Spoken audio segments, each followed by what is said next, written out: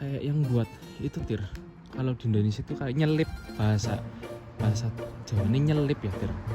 Jadi yang gabah baru dipanen itu biar jadi beras itu di sini Tir. Ini diselip dulu, namanya selip ya kalau di Indonesia ya. Di sini pakainya ini ya. Jadi diselip, nanti pakainya koin Tir. Nyelip sendiri Tir, nggak ada orang yang manual. Tapi ini nggak tahu masih berfungsi apa enggaknya, saya nggak tahu ya Tir. Kayaknya sih di sini kayaknya masih berfungsi Tir. Tapi ini di agak kota sih, jadi jarang orang pada